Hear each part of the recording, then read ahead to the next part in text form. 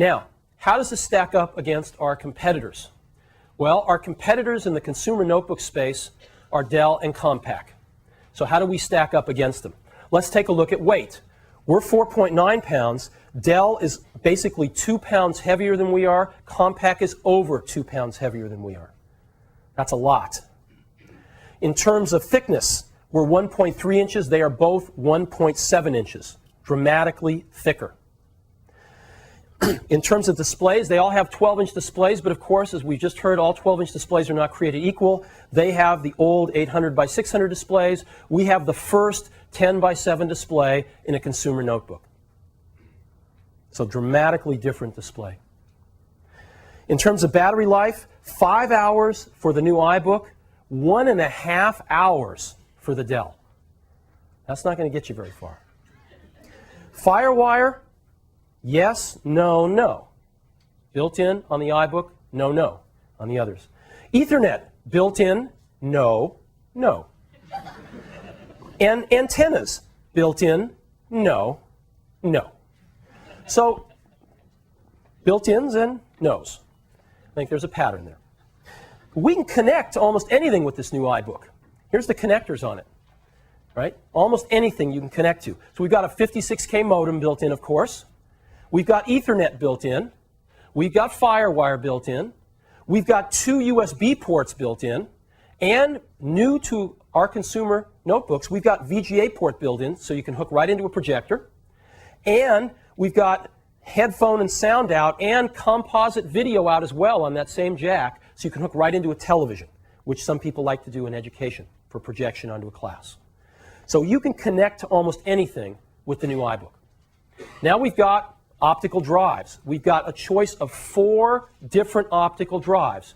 Some people leave optical drives out of their notebooks. We think people need optical drives in their notebooks, so we build them in.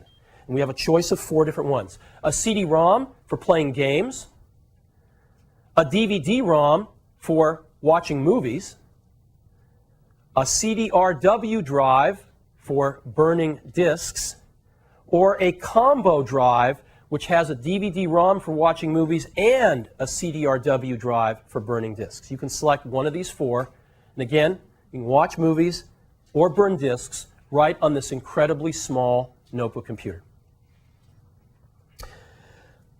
Durability is also very important in these devices, and the prior iBook set a standard for durability in notebook computers. The new iBook's even more durable. It's got a magnesium frame, uses polycarbonate plastic, the same stuff they make bulletproof vests out of, and the drive is rubber mounted.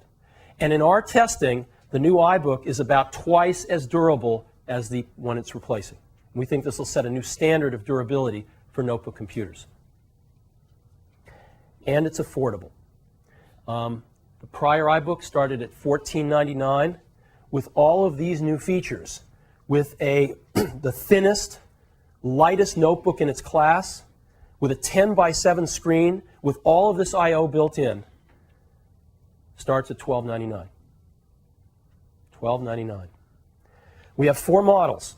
They all have a 500 megahertz G3 processor in them. They are the fastest notebook in their class. They all have a 12.1-inch TFT display, and they all have 10 by 7 resolution, even the entry model. The entry model has 64 megabytes. The remaining models have 128 megabytes of memory.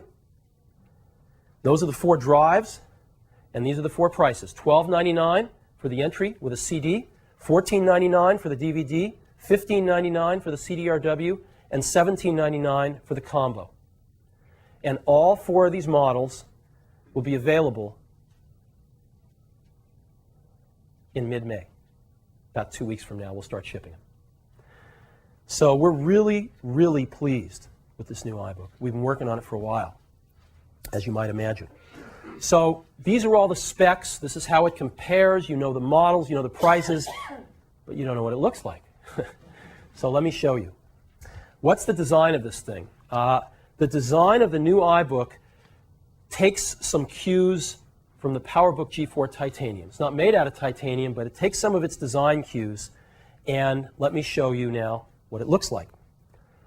Before I do, though, let me, there's Michael Dell said some disparaging things about us lately, publicly, and we're not going to engage in that sort of thing, but let me show you their product.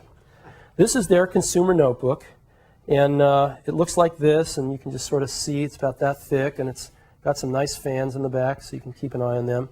And so this is what theirs looks like. And let me show you the new iBook.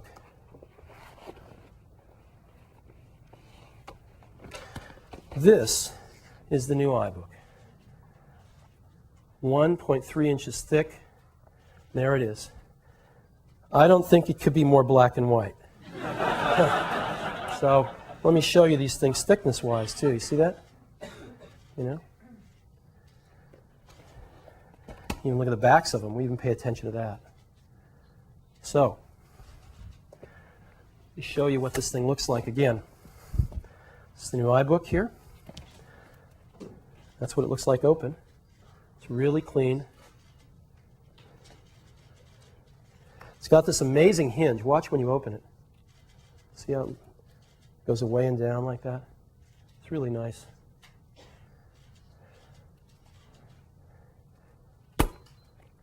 So, the new iBook. Let me show you some photos of it.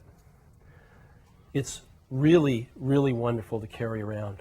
It's much smaller than anything you've seen in its class. And again, in use, it's ergonomically wonderful.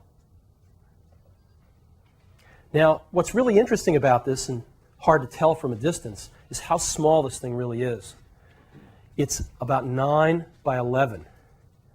And if you notice, that's not much bigger than an 8.5 by 11 sheet of paper, right? Now, I've punched a hole in this photograph for an 8.5 by 11 sheet of paper, and you can see how little pokes out from that paper. As a matter of fact, the iBook is only 9% larger than an 8.5 by 11 sheet of paper.